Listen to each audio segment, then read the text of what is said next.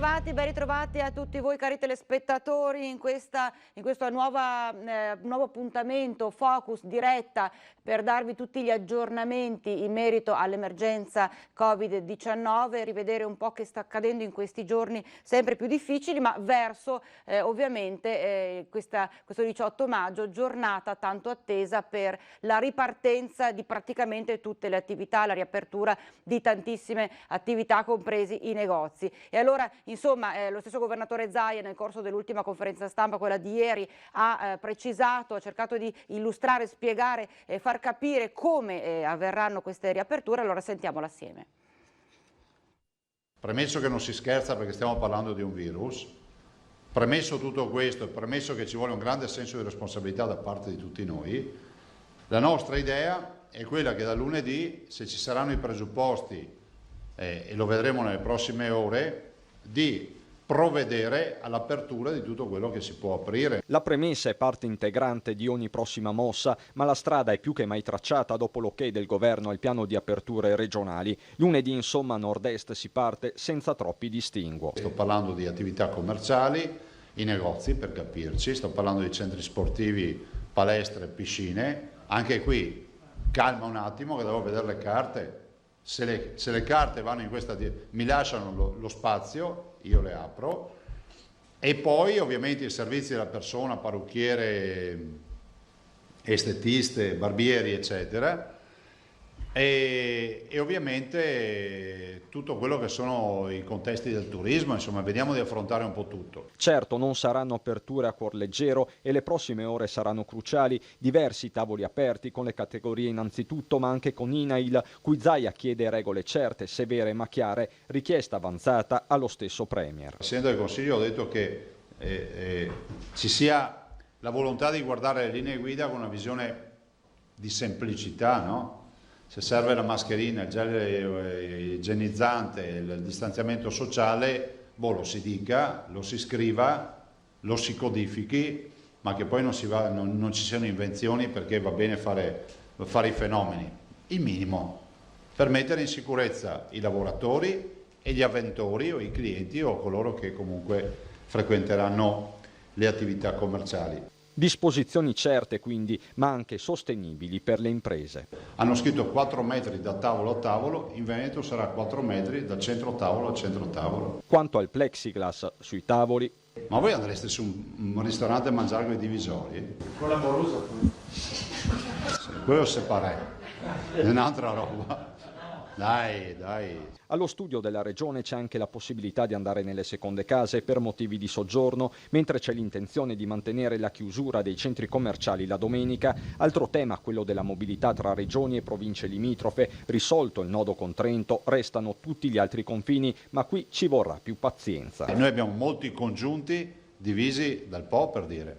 Cioè, questo è uno dei grandi temi, ne abbiamo parlato anche stamattina in giunta, c'è Ferrara con la provincia di Rovigo è uno dei grandi casi. C'è poi la questione degli ammortizzatori sociali, in particolare i ritardi nell'erogazione degli assegni della cassa in deroga. Anche qui ci sarà un nuovo chiarimento tra regioni e governo. Insomma, giorni cruciali per la ripartenza, ma con un avviso ai naviganti perché il modello veneto resti tale. Se noi siamo sotto i riflettori per la virtuosità, capite che il livello è esponenziale anche per la non virtuosità. Una reinfezione in Veneto non è una reinfezione qualsiasi, è il Veneto virtuoso che si reinfetta. Per cui la mia preghiera che faccio a tutti è di usare le mascherine, di non fare i fenomeni con la mascherina al collo o con mezzo naso dentro, mezzo fuori, perché non serve a niente. Molto chiaro, l'ha ripetuto tra l'altro tantissime volte, insomma indossare la mascherina nella maniera corretta, solo così si può cercare di limitare al massimo qualsiasi tipo di contagio. E tra l'altro Zaia ha parlato anche di quello che succederà prossimamente, ha parlato di una vera e propria rivoluzione che interessa i medici di base e le visite dei medici di base ai pazienti all'interno però della nostra regione. Inizia per noi anche la fase 2 per la medicina generale. Voi sapete che già dall'inizio di questa storia, dal 9 di marzo, abbiamo messo in atto delle procedure, delle modalità che ci hanno permesso di poter continuare ad assistere la gente senza fare una strage di medici come in altre situazioni. Novità nella sanità veneta. Durante l'appuntamento quotidiano del presidente Zaia è stato presentato il progetto che rivoluzionerà le visite dei medici di base, rivolto ai pazienti domiciliari e ambulatoriali che necessitano di una visita urgente o di un monitoraggio. È stata costruita da FIMGE Nazionale una piattaforma che permette non solo la videovisita, permette anche l'aggiornamento della scheda e della situazione fisica del paziente attraverso dei dispositivi che possono essere lasciati a casa dello stesso, possono stare con il medico in modo che lo stato di salute dall'elettrocardiogramma al polsiossimetro persino alla visita dermatologica possa essere fatta o in ambulatorio o direttamente a domicilio del paziente. Il medico di medicina generale potrà dunque effettuare un elettrocardiogramma o altri esami e in caso di dubbio rivolgersi a un consulente per una valutazione specialistica. Gli ambulatori saranno dotati di dispositivi all'avanguardia capaci di monitorare i parametri degli assistiti, inviare i dati direttamente al medico e colloqui specialistici. Questo invece è un, elettrocardiografo standard, dove di standard c'è solo il tracciato che viene fatto, perché è veramente una meraviglia tecnologica, perché permette di, attraverso queste che sembrano delle cuffiette, di raccogliere un elettrocardiogramma in pochi minuti.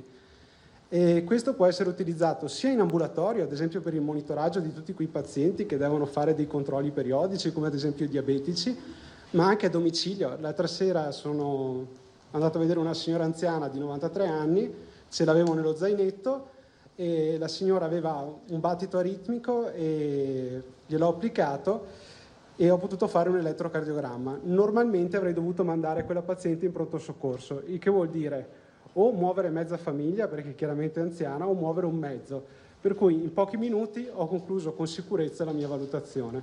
Ogni parametro può essere aggiornato in diretta, come si è visto dalla dimostrazione pratica. Si potrà fare anche una videochiamata con il medico, anche urgente, tramite un link inviato dal professionista. Per il momento partiremo con una sperimentazione che riguarderà circa 150.000 cittadini padovani, dopodiché partirà Verona e mi dicono anche Rovigo. E sarà applicato a 10 gruppi di medici di famiglia, un progetto che era già in atto e che con il Covid-19 si è accelerato.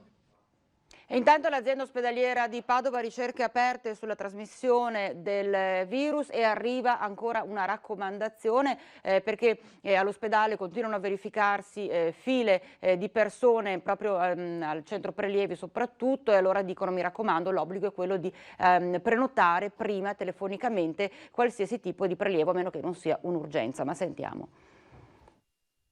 Esami del sangue rimandati per coronavirus. In tanti si sono ritrovati in coda al centro prelievi di via San Massimo dell'azienda ospedaliera. In parte questo afflusso era atteso. Il centro è un riferimento di livello regionale e nazionale. In parte poca ancora la conoscenza delle nuove modalità di accesso per prenotazione attraverso un SMS a questo numero o attraverso le indicazioni sul sito dell'azienda ospedaliera. In questo modo riusciamo a mantenere il distanziamento fisico, le misure di protezione, facciamo perdere meno tempo alle persone che arrivano a una determinata ora e sanno di avere la prestazione in pochi minuti e poi se ne tornano a casa in maggior sicurezza. Accesso con triage all'esterno e misurazione della temperatura sotto le tende della protezione civile. Dal direttore Plebani un invito a usare non solo questo punto prelievi. Dal 1° gennaio fare esami al centro di San Massimo, in via San Massimo, piuttosto che al centro ambulatoriale dell'ospedale Sant'Antonio è la stessa cosa. Lavora senza sosta all'interno dei laboratori, dove si sta completando uno studio sulla diffusione del virus tra il personale sanitario. Noi stiamo seguendo un progetto regionale che è quasi concluso per capire, attraverso un metodo di laboratorio validato, qual è la prevalenza della malattia negli operatori sanitari di Padova e Verona, e posso dire anche che le conclusioni di questo lavoro tranquillizzeranno molto gli utenti e tranquillizzeranno molto gli operatori sanitari. Fondamentali le misure di protezione, ricorda il professor Plebani. Una sanità, quella veneta, che ha dato prova di organizzazione. I test sierologici servono se inseriti in un contesto preciso. Il test sierologico serve per capire la prevalenza della malattia, ci servirà per capire e per studiare quello che stiamo facendo, se questi anticorpi permangono nel tempo, ma andare a ricercarli senza una strategia che implichi poi fare il tampone, cioè il test molecolare e una serie di altre considerazioni, non serve a nulla. Fase 2 hanno bisogno di un forte sostegno tutte le categorie economiche, produttive. Allora nel Vicentino, nel comune di Albettone, sono partite alcune iniziative proprio dall'amministrazione per cercare di sostenere chi anima le piazze e le vie del paese. Coronavirus, anche l'economia è malata e ha bisogno di ossigeno. Ossigeno finanziario, liquidità, sgravi fiscali. Così ad Albettone, nel Basso Vicentino, la fase 2 inizia da qui, da un aiuto concreto alle attività produttive, ai bar, ai ristoranti. In primo luogo si è decisa l'esenzione dal plateatico e le attività potranno pertanto occupare il solo pubblico gratuitamente. Ciò comporterà minori spese per le attività e la possibilità di chiedere uno spazio più ampio rispetto al passato, in modo da rispettare quelle distanze che il decreto che il governo andrà ad emanare sicuramente imporrà. Plateatici più larghi, più ampi, un aiuto ai locali, ma anche alla sicurezza sanitaria, visto che, come sottolinea il nuovo sindaco Francesca Rigato, in questo modo i tavoli potranno essere posizionati a distanza di sicurezza l'uno dall'altro. Ma il comune di Albettone fa di più. È stata decisa la riduzione della tassa sui rifiuti per il periodo corrispondente alle mensilità durante le quali le attività sono rimaste chiuse. Questo è l'unico segnale vero e concreto che un'amministrazione, a nostro avviso, dovrebbe dare alle proprie attività e ai propri concittadini per far vedere la vicinanza. Dunque la tassa sui rifiuti verrà ridotta per il periodo del lockdown, un segnale che è piaciuto molto anche a Gio Formaggio, l'ex sindaco sceriffo chiamato in consiglio regionale, che ha lasciato il posto proprio a Francesca Rigato. Sono orgoglioso che il comune di Albettone, che ho rappresentato fino a pochi giorni fa, con il nuovo sindaco e la nuova squadra, che è la mia squadra, abbiano scelto di aiutare concretamente i commercianti, i ristoratori, i baristi e tutte quelle botteghe che hanno avuto difficoltà e che avranno difficoltà a causa del coronavirus. Spero che tanti altri sindaci prendano ad esempio la delibera del comune di Albettone, perché dobbiamo veramente intervenire con queste categorie. Adesso andiamo nel veneziano, vi raccontiamo una storia triste e emozionante in questi giorni difficili coronavirus, però fortunatamente con un lieto fine. Lui è Adam, ha 13 anni ed è autistico. Nei mesi di isolamento, chiuso in casa con la mamma Isabella, ha risentito particolarmente della situazione. Se già è difficile nella normalità, per Adam stava assumendo contorni preoccupanti, come ci racconta la mamma mentre voga insieme a lui. Sì, già mi era stato ricoverato esattamente un anno fa. In quest'epoca eravamo a Padova e per un suo peggioramento, un po' dovuto forse all'età. E la paura era che di ritornare punto a capo dopo un anno di terapie. Per Adam esiste però una cura miracolosa, l'acqua della laguna, dove voga con la sua mamma e a cui avrebbe dovuto rinunciare a causa delle restrizioni, con conseguenze che sarebbero potute diventare molto serie per lui.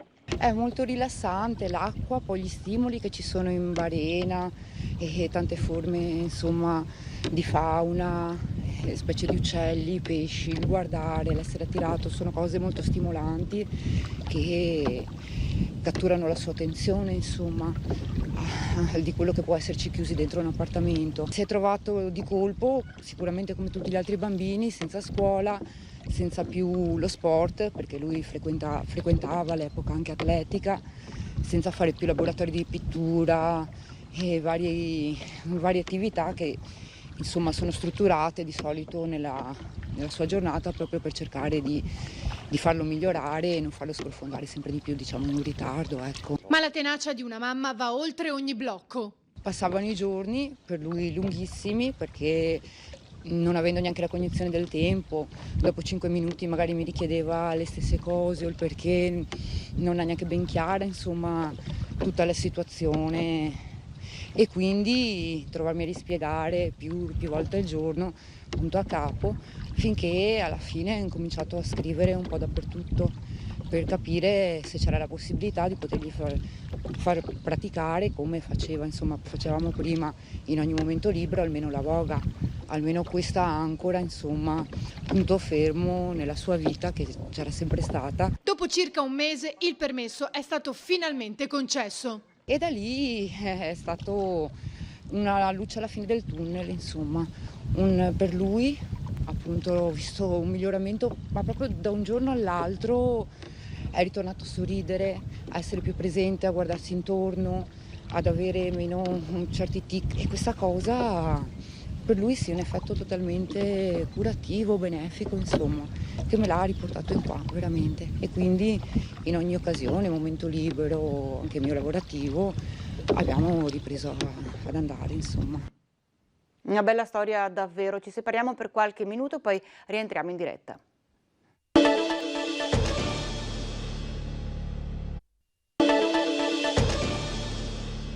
Siamo nuovamente in diretta. Le persone che stanno soffrendo maggiormente in questo periodo difficile di emergenza coronavirus, lo sappiamo, sono soprattutto gli anziani e a maggior ragione gli anziani che si trovano ospiti nelle varie case di riposo. Una situazione difficile, drammatica in tante occasioni, che si sta verificando un po' in tutto il Veneto a livello nazionale. Noi cerchiamo di vedere anche nei nostri comuni, nei nostri paesi, nelle nostre città come sta evolvendo questa cosa, ma allora per esempio a Cittadella è stato presentato un esposto in procura per capire, verificare, accertare le modalità che sono state seguite all'interno delle case di riposo dell'Alta Padovana, delle città dell'Ese, soprattutto capire le varie morti. Un esposto in procura per far luce sulle morti per Covid all'interno della casa di riposo di Borgo Padova a Cittadella. 11 gli anziani deceduti in questi mesi di emergenza. A presentare l'esposto è stata l'Associazione Civica Difesa, che vuole verificare che ci sia stata una corretta applicazione delle procedure e dei protocolli sanitari indicati dalla Regione. All'interno della casa di riposo ci sono stati anche 8 operatori contagiati. Il primo caso era stato scoperto il 30 marzo. L'anziana era stata subito isolata e trasferita all'ospedale di Schiavonia, e tutto il personale e gli ospiti erano stati sottoposti a tampone. Risultato: 30 anziani contagiati, 11 di loro sono deceduti in sole 2 settimane. L'Associazione Civica Difesa chiede di far luce e di verificare se le procedure adottate siano state sufficienti oppure inadeguate. Invece arriva una buona notizia da un'altra casa di riposo del Padovano, dove c'erano stati contagi. Alla Sereni Orizzonti di Bovolenta risultano negativi 42 anziani su 48 contagiati. E una pagina di storia è stata scritta così il sindaco di Padova Sergio Giordani, perché è stato finalmente approvato e passato questo accordo con la Regione per il nuovo ospedale. Ci sono stati 30 sì, un no e un astenuto in Consiglio Comunale. Sentiamo. Forse ci voleva il coronavirus per mettere tutti o quasi d'accordo. Via libera il nuovo ospedale di Padova su 2 poli dalla seduta convocata a distanza del Consiglio Comunale all'accordo sottoscritto in Regione lo scorso 22 aprile. 30 i voti favorevoli, unico voto contrario, quello scontato di Daniela Ruffini. Un astenuto ancora nelle fila di Coalizione Civica. Alla fine, senza scossoni, l'accordo passa. Presentato dal vice sindaco Lorenzoni, il voto di ieri sancisce l'ultimo tassello a quello che a tutti gli effetti sta per diventare un progetto concreto. Il lavoro non si è mai fermato, l'obiettivo resta ambizioso. L'opera dovrebbe essere completata entro la fine del 2027, deadline per un'opera di cui si parla da decenni in città e su cui le retromarce della politica non si contano.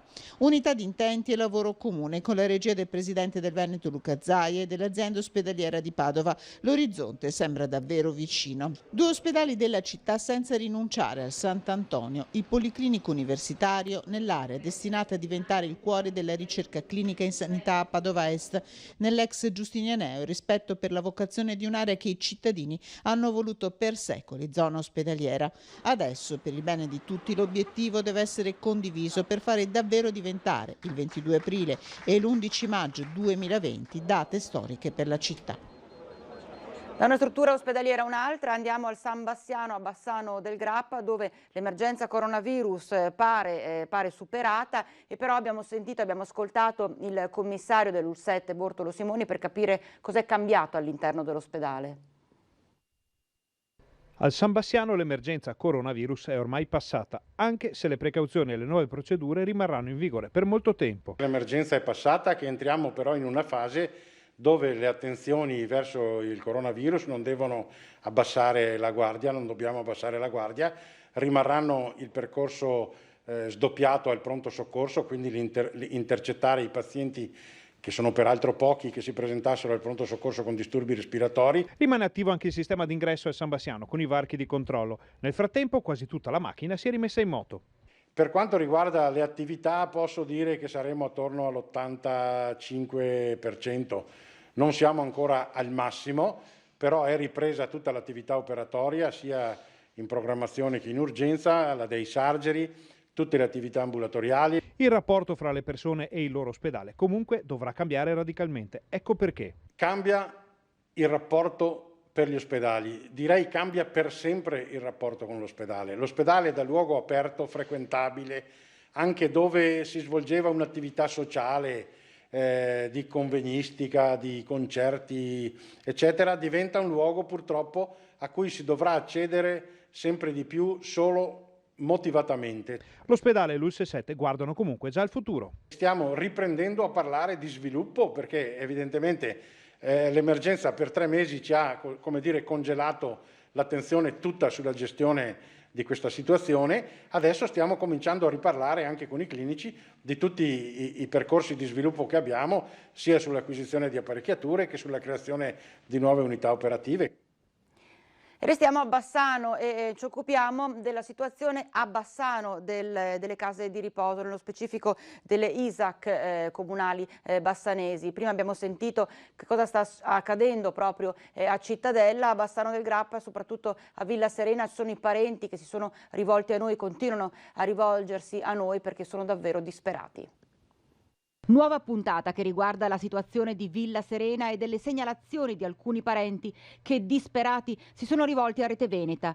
Nei nostri servizi abbiamo raccontato la loro preoccupazione perché da 2 mesi e mezzo non vedono i propri cari, non sanno nulla, nessuno dice loro nulla, e il timore è quando torneranno in struttura le persone che sono state portate all'ospedale perché positive al Covid-19. Quando ritorna un positivo che è negativizzato, quando ritorna cosa succede, dove lo mettono? E mi chiedo anche, siccome che sono in tanti, adesso il numero preciso io non lo so, tutti i negativi sono tutti in una stanza come la mamma che non è negativa, e sono 3 settimane che è in stanza da sola, si sta deprimendo. L'angoscia di chi ha un caro risultato positivo al test. Sono 2 mesi che non vedo più la mamma. È risultata positiva, si sa questo? Lei è risultata positiva. E sa che misure sono state prese, sa se è stata isolata, sa come funziona? No, assolutamente. Non so niente né come funziona, né come chi è positivo, dove lo mettono. Cioè, non sappiamo niente. E intanto ancora il silenzio da chi dovrebbe prendersi cura degli anziani ospiti. Direzione, consiglio di amministrazione, sindaca Pavan. Silenzio per quanto concerne la richiesta di commissariamento della struttura con la nomina di una figura direttamente dal Dipartimento Igiene e Prevenzione dell'ULS7. Silenzio sulla nomina di un direttore sanitario totalmente assente, incredibile ma vero, in una realtà che ospita anziani fragili, resi ancor più fragili in questi giorni di emergenza Covid. Silenzio per la nomina di una commissione di indagine ad hoc, super partes, che si muova concretamente per capire cosa stia succedendo a Villa Serena. Silenzio. E intanto gli anziani stanno sempre peggio. E la cronaca ci porta a Piombino Dese, non vuole pagare l'affitto, se la prende e aggredisce il padrone di casa. La richiesta di pagare l'affitto è bastata a scatenare la violenza di un 59enne di Piombino Dese nei confronti del 70enne padrone di casa. L'anziano è proprietario di un deposito adibito magazzino che negli ultimi tempi aveva affittato proprio al 59enne. Una volta trasferitosi, quest'ultimo aveva ben presto smesso di versare la cifra pattuita mensilmente. Dopo alcuni tentativi di discutere pacificamente della questione, la sera del 5 aprile l'anziano aveva raggiunto il deposito. Aveva quindi chiesto all'inquilino moroso di saldare il suo debito e di andarsene. Il 59enne però lo ha affrontato in modo aggressivo e poi con spinte e percosse. Il proprietario 70enne è caduto a terra ed è stato costretto a farsi medicare in pronto soccorso. Prognosi di 7 giorni e denuncia ai carabinieri. Concluse le indagini, il 59enne si è visto recapitare una denuncia per lesioni personali. È una vicenda particolare quella che vi raccontiamo con il prossimo servizio. Un padovano è risultato negativo al tampone, però il tampone non l'aveva mai fatto, quindi vediamo, adesso vuole vederci chiaro, vuole capire che sta succedendo. Mi è arrivata questa lettera dove mi dicono che io avrei fatto un tampone il giorno 26 di aprile con esito negativo. Ora, benvenuto se io avessi fatto veramente questo tampone, ma a me non ha fatto mai nessun tampone. Una bella notizia, tampone negativo. Peccato però che quel tampone il signor Salvatore non lo abbia mai fatto. Una storia paradossale, quella capitata all'uomo residente a Padova. Nella cassetta delle lettere qualche giorno fa ha trovato questa busta inviata dall'USL 6 Ugane, nel quale si attestava l'esito negativo del suo tampone effettuato in data 26 aprile 2020. Nessuno ha saputo darmi notizie né al numero verde né alla ricezione clienti. Lei conferma non ha mai fatto il tampone? Mai fatto un tampone, nessuno mai mi ha inviato a farlo, né loro mi hanno chiamato mai a farlo. Il suo medico di base cosa le ha detto? Il mio medico di base dice: io non ho fatto nessuna richiesta. Tante telefonate, prima al medico di base, anche lui ignaro di tutto, poi all'USL, ma anche qui nessuno è riuscito al momento a far chiarezza. Qualcuno ha fatto il tampone al posto del signor Salvatore? Perché è stato stampato quell'esito? Domande a cui cercheremo di dare una risposta. L'USL ci ha fatto sapere che risolverà il mistero. Io al governatore Zaia le chiedo solamente se fosse capitato a lui come si sarebbe comportato, cosa avrebbe fatto. Lei vuole vederci chiaro su questo? Certo, io voglio un attimo di chiarimenti in merito. Chi l'ha fatto, quando l'ho fatto e chi ha sbagliato. Adesso parliamo di assicurazione RC Auto in netto calo nel mese di aprile. Tra l'altro è risultata la città di Vicenza quella meno cara di tutte.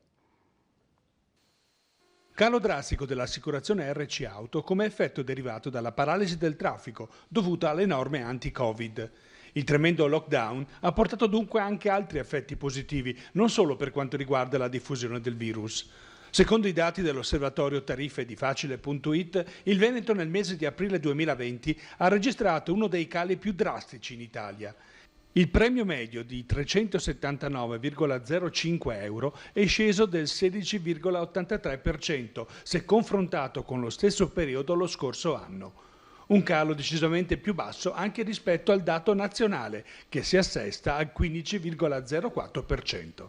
Nella nostra regione, la provincia che ha visto scendere di più il premio assicurativo è quella di Treviso, meno 18,72%. Subito dopo compare Vicenza, con meno 18,21%, con un importo medio di 357,04 euro. Fanalino di coda Belluno, che si è visto diminuire di poco il dato percentuale, gode dell'RC Auto più bassa della regione, 344,66 euro.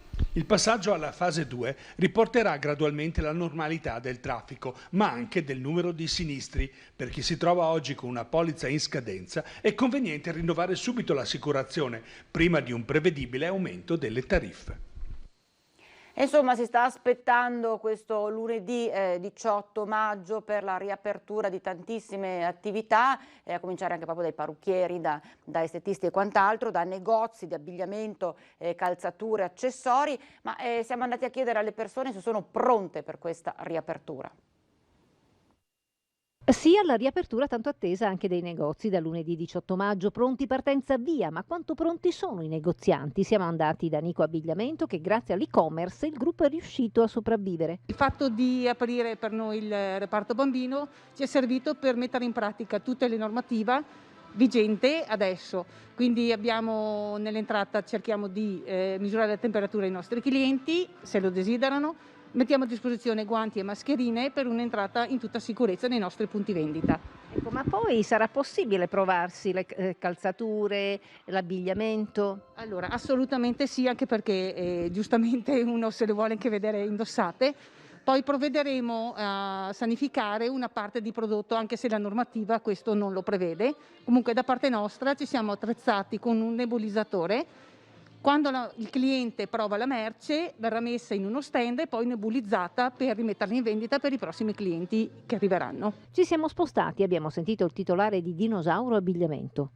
Perché abbiamo un reparto logicamente dei bambini da 0 a 16 anni e apri però su 1500 metri, non è conveniente, ma è rispetto per la clientela. Avevano già stabilito ancora ad aprile che si apriva il 18, che si pensava poi di aprire l'11 e addirittura il 4, addirittura noi siamo stati proprio un po' abbandonati perché nessuno, non abbiamo un rappresentante importante come può essere quando sono aperte le Coop, la parte di là dove chi comanda, l'importante era che fossero, però mi dica la differenza tra un negozio di abbigliamento e un supermercato, e noi si poteva tranquillamente tenere aperto come i supermercati alimentari. Stare 3 mesi senza incassi è una cosa enorme e soprattutto non abbiamo visto ancora niente. 3 mesi senza incassi sono davvero, davvero tanti, la situazione in cui si trovano tantissime persone che sono bloccate a casa, che non lavorano da tantissimo tempo. C'è la pausa, ci ritroviamo tra qualche minuto.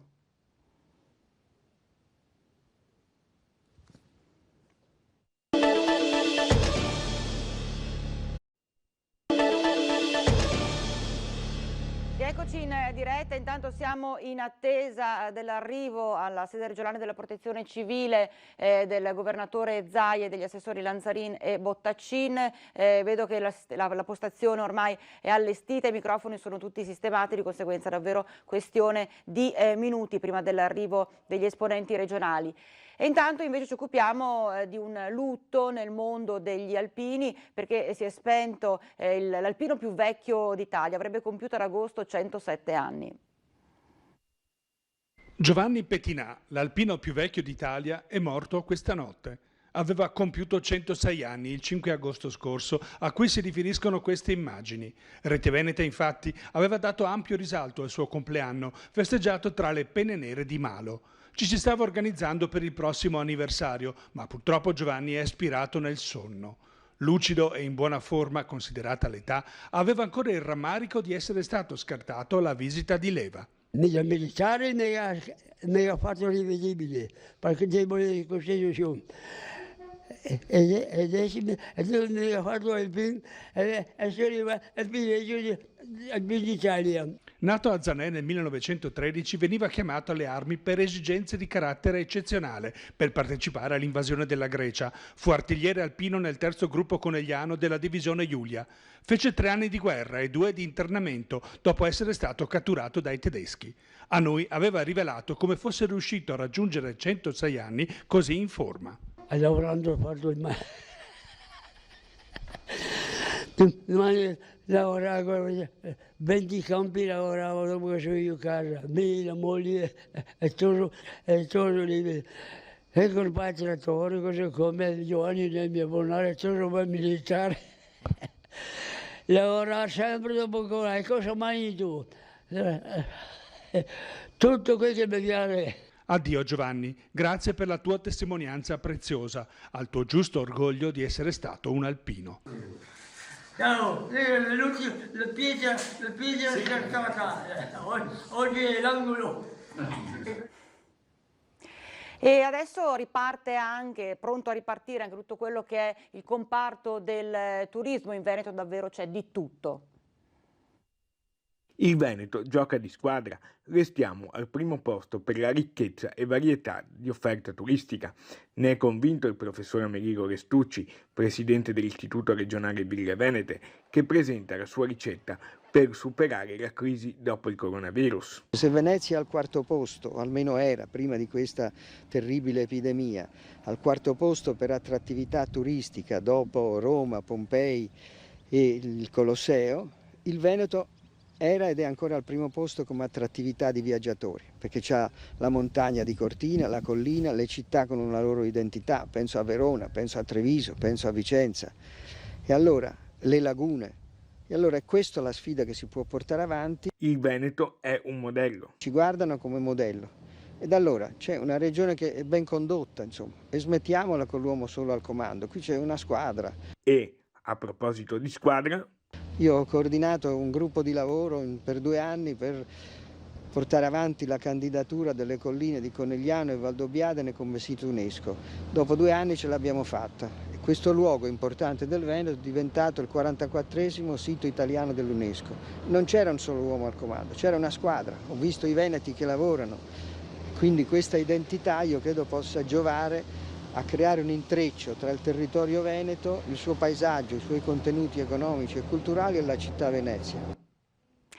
E allora manca davvero poco all'arrivo alla sede regionale della Protezione Civile del governatore Zaia e degli assessori Lanzarin e Bottaccin. Aspettando ormai questi pochissimi minuti diamo uno sguardo ai vostri messaggi che ci state inviando, sempre numerosissimi. Ecco, state vedendo i microfoni, la postazione, tutto in regola, tutto a posto, tutto sistemato, quindi basta che arrivino i protagonisti della conferenza stampa. Dicevo il 340 3218 806, numero a cui potete inviare messaggi, foto, video. Non fate telefonate perché non rispondiamo, perché essendo in diretta non riusciamo a rispondere, quindi immagini, video, fotografie, insomma, e i vostri messaggi. E allora cominciamo. Mi chiamo Anna, ho in Veneto una seconda casa, ho bisogno di manutenzione, posso portare in macchina con me altre 2 persone? Facciamo tutto in giornata, grazie. Beh, se sono persone del nucleo familiare senza problemi li può portare, se no sa benissimo che ci sono da rispettare una persona in macchina con mascherine e quant'altro, quindi provi a vedere, insomma, se è una persona del nucleo familiare assolutamente problemi non ce ne sono, andate in giornata, sistemate e tornate a casa. Le chiedo quando sarà possibile raggiungere la seconda casa fuori regione. Ecco, questa è una questione, anche ieri tra l'altro ne ha parlato il governatore Zaia, l'uscita dalla regione, a meno che non sia per questioni di necessità per andare a trovare un genitore o un figlio che sono in situazioni di malattia, se no non si può. È arrivato il presidente Zaia. Vediamo dove, eccoli qua, anche Lanzarin e Bottaccin si sono sistemati, quindi io vi lascio alla conferenza stampa.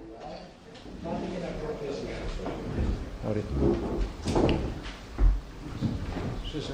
Se no i colleghi dietro non vedono. Siamo pronti? Buongiorno.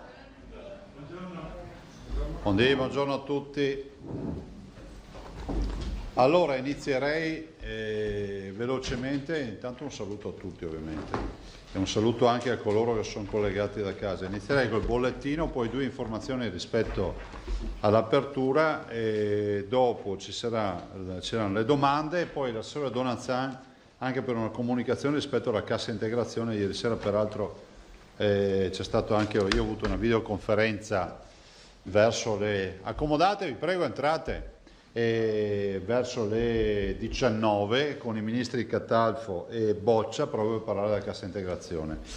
Allora, per il bollettino i tamponi sono 463.693, sono sempre circa 9.000 in più di ieri. Prego, accomodatevi, buongiorno.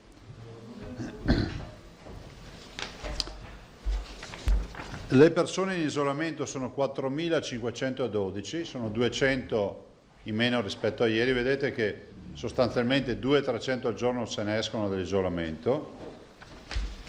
Il numero dei positivi è 18.813, sono 31 in più rispetto a ieri.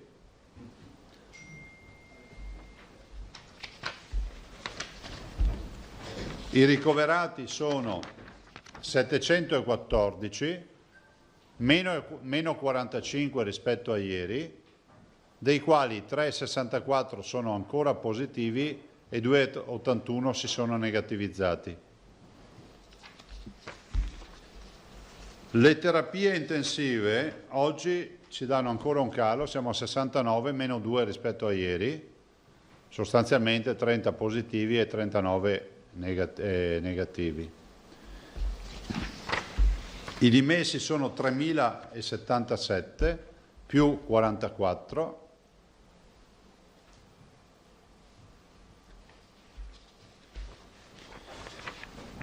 I morti 1.281, in totale sono 1.712, Comunque i morti rispetto a ieri sono più 9. 1712 in totale, 1281 i morti in ospedale, più 9 morti. I nati sono 86. Come vedete, guardate, Mario, oggi evito di parlarvi di versamenti, e mi scuso anche con i tanti bimbi che mandano materiale che volevo ringraziare, che casomai facciamo vedere domani. E i ragionamenti sono presto detti, noi stiamo calando come dati, quindi stiamo parlando di terapie intensive, ricoveri e aumento di dimissioni dal 10 di aprile, dal di fatto dall'autorizzazione dei codici Ateco, come vi dico sempre. Quello è stata la giornata nella quale abbiamo iniziato ad aprire, cioè siamo usciti dal lockdown. Dal 10 aprile ad oggi che giorno è?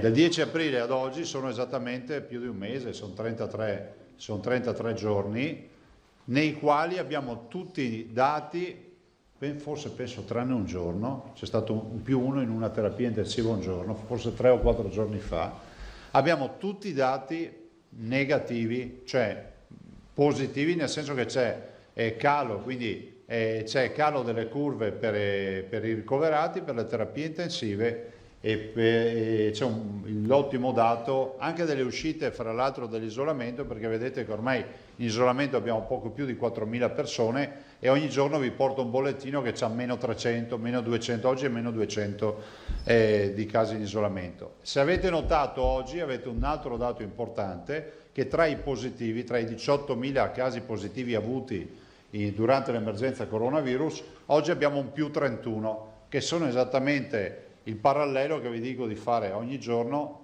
10.000 tamponi, 31 casi positivi. Questo sostanzialmente è un dato che si ripete mediamente tutti i giorni e ci dà anche un'incidenza di quello che sono poi le positività. E ovviamente con tutti questi dati resta il grosso problema di affrontare l'apertura. Noi manteniamo la preoccupazione ed è giusto che il Presidente della Regione ricordi ai cittadini, e tutti noi veneti dobbiamo ricordare, che la partita dell'apertura di lunedì è una partita ancora più importante di quella del lunedì 4 maggio. Il 4 maggio abbiamo dato l'apertura per le attività, molte attività, e per il Veneto ha significato circa 1.200.000 cittadini che hanno iniziato a uscire di casa per andare a lavorare. Dal 18 di fatto restano residuali le attività che per tutta una serie magari di congiunture astali negative magari non potranno essere al pieno del loro ritmo lavorativo. Noi intendiamo aprire, e ne abbiamo parlato anche ieri sera a margine, qualora ci venga data la possibilità, e l'intesa è questa, cioè che il governo delega la regione, noi intendiamo aprire bar, ristoranti, spiagge, attività commerciali, attività di servizi alla persona e centri sportivi, palestre e piscine. Ovvio che l'impegno è un impegno importante, è un impegno che ci prendiamo noi nella scelta, perché comunque l'ordinanza porterà la mia firma e lo faccio come un atto di responsabilità, sapendo che i veneti sono responsabili. Parlo dei veneti che saranno clienti di queste attività, ma parlo anche dei veneti che saranno erogatori di servizi, il parrucchiere, il negozio di abbigliamento, piuttosto che la palestra, la piscina e quello che vi viene in mente. Io penso una cosa, che noi sappiamo che dovremmo applicare delle linee guida. Vi porto il pensiero di parecchi miei colleghi governatori.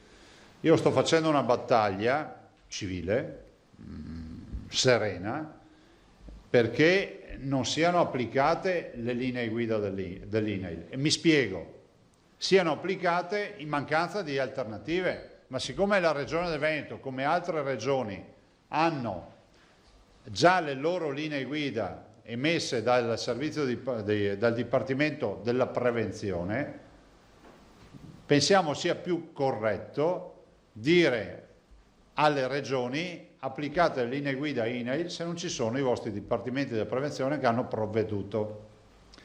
Allora è apprezzabile lo sforzo che ha fatto l'INAIL, però per alcune attività diventa imbarazzante. Capite che se dobbiamo garantire 4 metri quadrati ad ogni avventore di ristorante, finisce, e il distanziamento dei tavoli, finisce che i ristoratori mi dicono: se applico la lettera a quello che c'è scritto non apro più. Poi è vero che ci sono spesso dei verbi ricorrenti che sono tipo possono, ci sono dei condizionali, però capite che noi dobbiamo fare in modo che ci siano regole semplici, chiare e che mettano a condizione tutti di lavorare. Un esempio eclatante è quello delle spiagge. È ovvio che il Veneto sulle spiagge avrebbe sommessamente e modestamente qualcosa da dire. Noi siamo la regione più turistica d'Italia, facciamo un fatturato di 18 miliardi di euro, nelle spiagge ne facciamo almeno 9 di questi miliardi di euro, 9 miliardi di euro, facciamo con le spiagge del Veneto 32 milioni di presenze turistiche e voi capite che per noi la spiaggia è una questione di vita o di morte dell'economia a questo punto. Parlo della spiaggia solo per fare un esempio, distanziamento tra gli ombrelloni, quando arriva a 5 metri da ombrellone a ombrellone voi capite che ci possiamo fare entrare anche un camion rimorchio tra le fila per andare a fare altre lavorazioni. E se poi pensate al tema del distanziamento sociale e quant'altro, si capisce anche che c'è una forma di sperequazione, no? Cioè tu permetti che ci siano alcune attività dove ci siano centinaia di lavoratori che possono giustamente, in virtù degli accordi fatti, andare a lavorare e sotto l'ombrellone sembra che sia il Vietnam del virus. Vi dico anche che, voi non so se lo sapete, che l'accordo del 13 aprile, nel quale le parti sociali, il mondo datoriale, hanno fatto il famoso accordo per i posti, per la sicurezza sui posti di lavoro, addirittura si prevede che sopra il metro di distanza tra i lavoratori si può lavorare senza mascherina.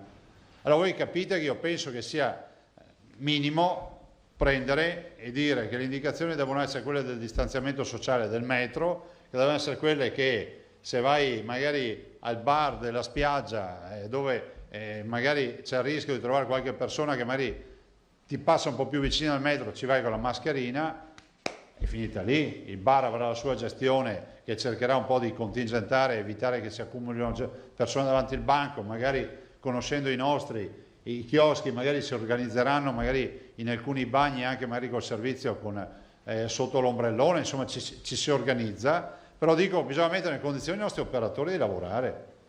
Allora da qui a lunedì, perché vi dico questo? Stiamo lavorando affinché le linee guida INAIL, che sono frutto del lavoro di gente che ci ha lavorato e rispettiamo, siano semplicemente, spero, diventino l'alternativa da applicare nelle condizioni in cui la regione non ha le sue linee guida, ma se una regione ha le sue linee guida, che sono non scritte dal Presidente prima di andare a letto la sera, ma sono scritte dal Dipartimento della Prevenzione, della Sanità Pubblica del Veneto, ecco, se sono quelle linee guida lì, allora noi chiediamo che si applichino queste.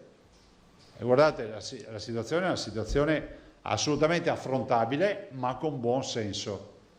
C'è una linea di pensiero che dice portiamo avanti le linee guida fino al 1° di giugno, dopodiché passiamo alle regioni. Sarebbe un suicidio, vuol dire non aprire nulla fino al 1° giugno.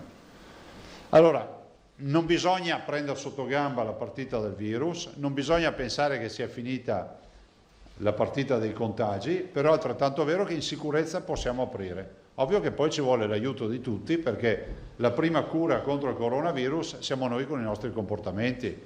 Cioè, dal lunedì 18 c'è ragione di arrabbiarsi ancora di più se vedi qualcuno senza mascherina o se vedi qualcuno che porta in maniera simbolica la mascherina come una sciarpa appesa al collo, perché dal lunedì 18 ci giochiamo il nostro futuro e questi veneti lo debbono sapere.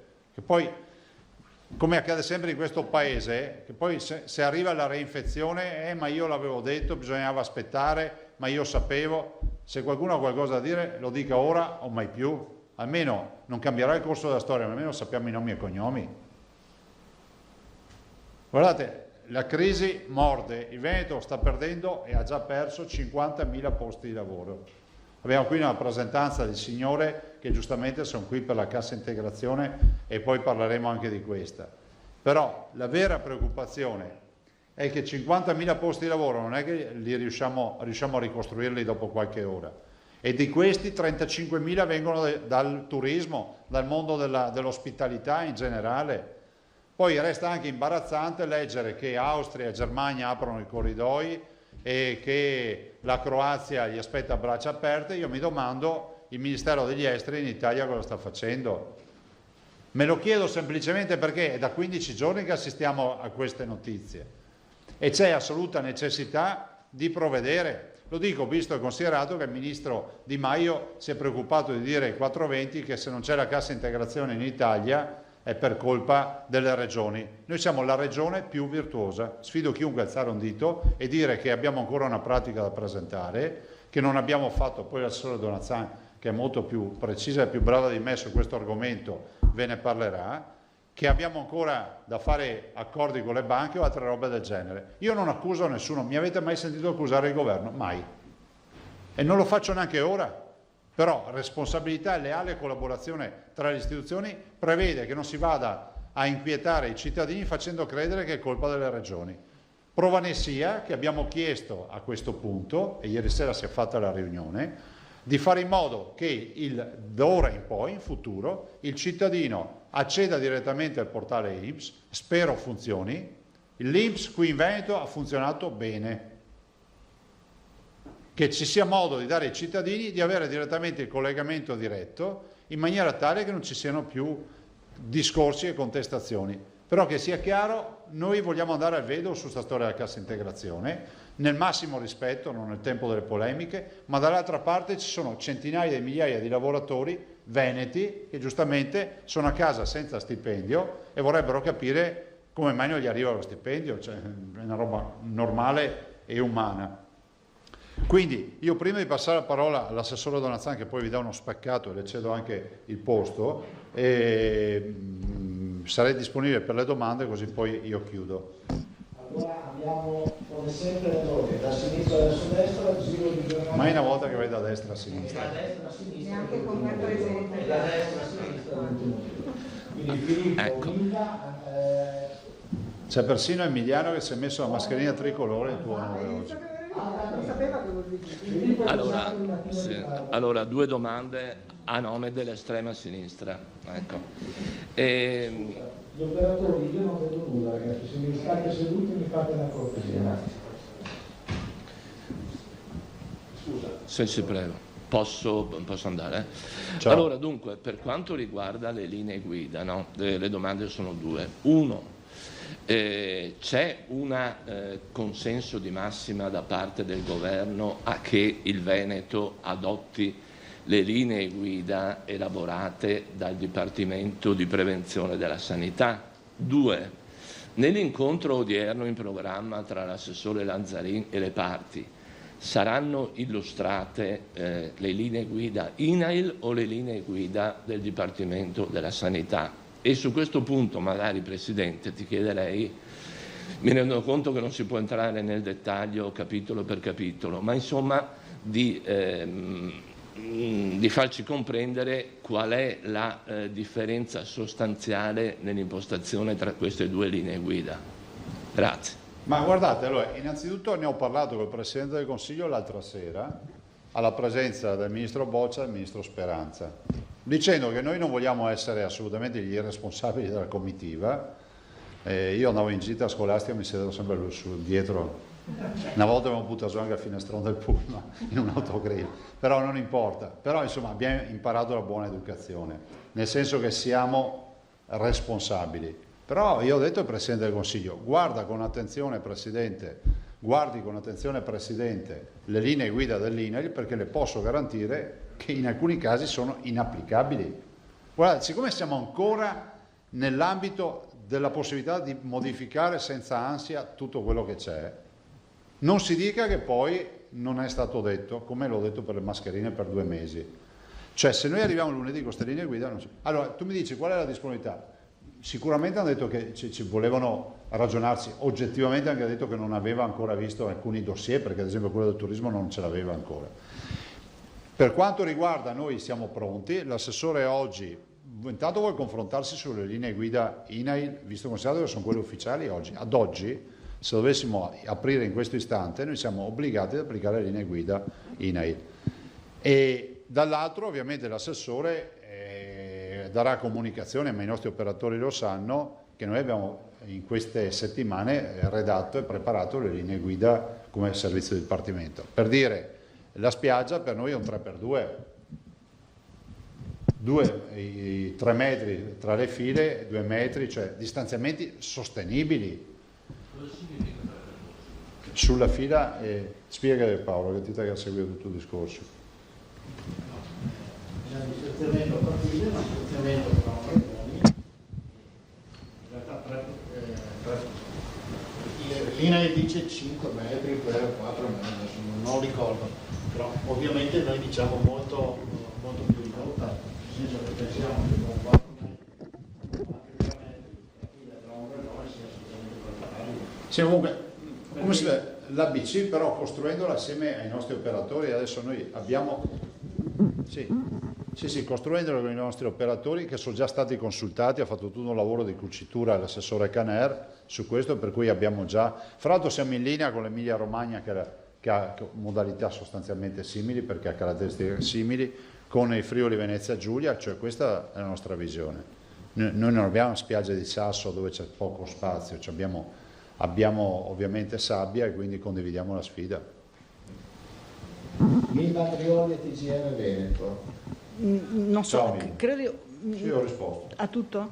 Sì. Allora, non c'è un braccio di ferro col governo, ma chi deciderà se passerà la linea che propone lei, che è quella di dire prendete le nostre linee guida che sono più sostenibili rispetto a quelle dell'INAIL? Chi decide in quanto tempo? Che il 18 è fra poco. Ma guarda, è semplicissimo, qui ci vuole intanto un atto giuridico, nel senso che ci dovrà essere un DPCM. Comunque il governo farà un DPCM, perché il 18 gli scade un sacco di robe e dovrà dire cosa si farà dal 18 in poi. In quel DPCM, da quello che si è concordato, ci sarà scritto che ci sarà un'apertura di minima e dopodiché tutto quello che sarà in aggiunta, quindi di ulteriori aperture tipo, che so, i bar, i ristoranti o altre robe, saranno a discrezione delle regioni sulla base di un piano e degli indicatori sanitari. In quel DPCM ci sarà inevitabilmente menzione dell'applicazione delle linee guida. A quel punto in quel DPCM delle due l'una, o si scrive che si applicano quelle dell'INAIL o si scrive che si applicano in prima istanza quelle della regione, ove non vi siano, secondo me, quelle dell'INAIL. Quindi almeno si premiano i virtuosi che se ne sono fatte le linee guida. Questo va a scadenza del vecchio DPCM, sì. Tradotto a... ma penso 24 ore, cioè un giorno e mezzo, 2 al massimo, loro devono fare il DPCM. Qualora passasse nel futuro DPCM le linee che sono quelle dell'INAIL, quindi più restrittive, mettiamola così.